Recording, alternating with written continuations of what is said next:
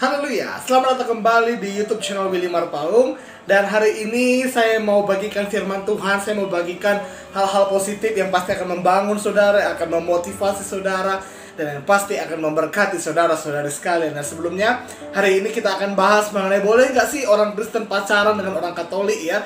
Karena banyak sekali pertanyaan yang ini saya dapatkan ya. Boleh nggak sih orang Katolik dengan orang Kristen pacaran atau menikah ya. Nah, saya akan bahas sesuai dengan sudut pandang saya, dengan perspektif saya. Dan saya percaya ini bisa memberkati. Mungkin ada orang yang mengatakan, nggak boleh pacaran antara Kristen dengan Katolik. Tapi saya akan memberikan pandangan saya akan hal ini. Dan sebelumnya jangan lupa subscribe YouTube channel ini. Jangan lupa aktifkan lonceng notifikasinya. Jangan lupa like, comment, dan juga share. Nah, kita berangkat dari 2 Korintus 6 ayat 14. Dimana disitu dikatakan tidak bisa terang dan gelap bersatu.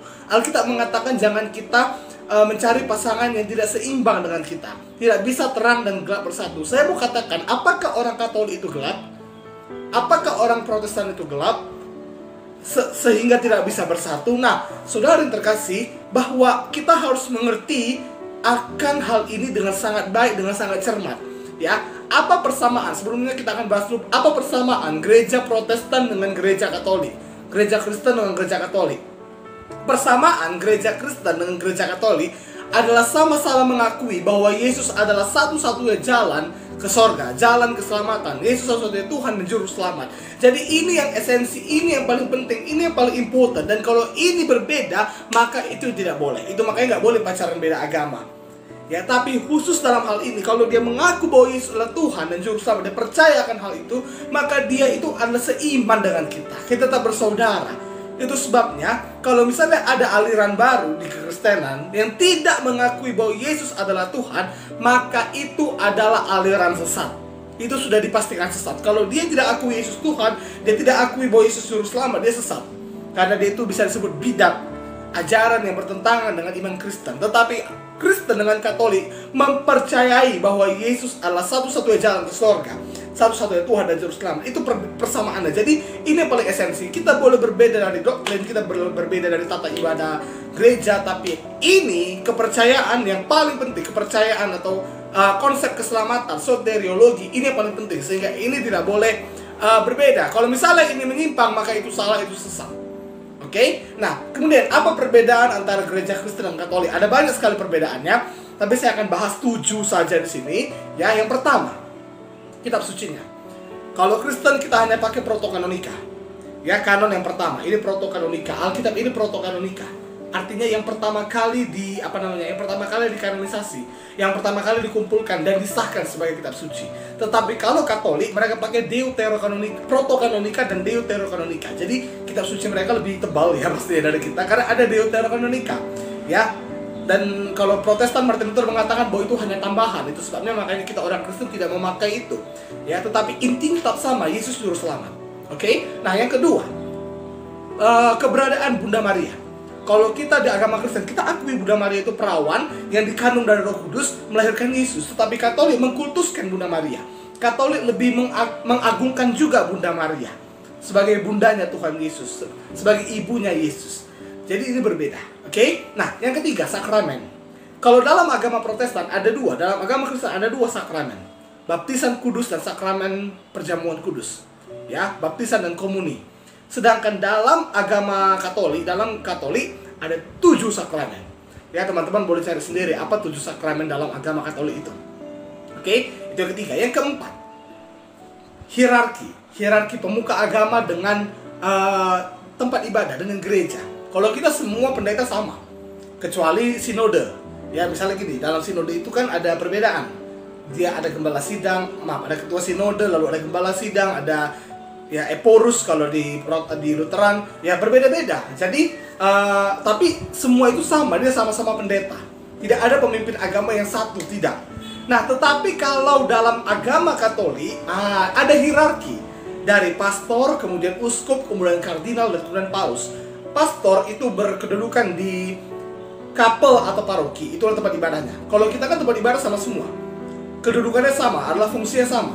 Ya, disebut dengan nama gereja, gedung gereja. Ya, walaupun gereja itu kita, tapi gedung gereja. Tapi kalau dalam agama Katolik ada namanya paroki, kapel. Kemudian ada paroki, di sini pastor bersemayam. Ya, kapel dan juga paroki. Kemudian Untuk uskup dan kardinal tuh ada namanya katedral, ya, katedral. Kemudian untuk paus ada basikila, ya, yang ada di Roma. Nah, jadi ada hierarkinya, ya, ada tingkatan-tingkatannya. Kemudian yang kelima, adanya keberadaan patung-patung kalau dalam agama Katolik, sedangkan dalam agama Kristen tidak ada. Biasanya kalau di gereja Katolik kita bisa lihat ada banyak patung, ya, patung santo dan santa, patung rasul-rasul, ya, dan juga salibnya, di mana salib mereka itu ada patung Yesus yang sedang disalib. Sedangkan dalam agama Kristen jarang sekali ditemukan patung dalam gedung gerejanya atau dalam rumah orang Kristen, ya, bahkan di salibnya pun hanya salib aja gitu, tidak ada patung Yesusnya. Nah, jadi itu perbedaannya, oke? Nah, yang keenam, penafsirannya, penafsiran kitab suci. Kalau dalam agama Katolik, penafsiran kitab suci itu hanya dilakukan oleh sekelompok orang yang ditugaskan untuk menafsirkan kitab suci. Jadi tidak bisa sembarangan pastor menafsirkan sendiri. Itu sebabnya semua gereja Katolik, misalnya gereja Katolik Roma, semua gereja Katolik Roma sama semua doktrinnya. Ya, sedangkan kita orang Kristen, semua hamba Tuhan boleh menafsirkan kitab suci dengan sendirinya, asalkan itu tidak bertentangan dengan esensinya. Ya, makanya dalam agama Kristen ada baptis perci, ada baptis selang.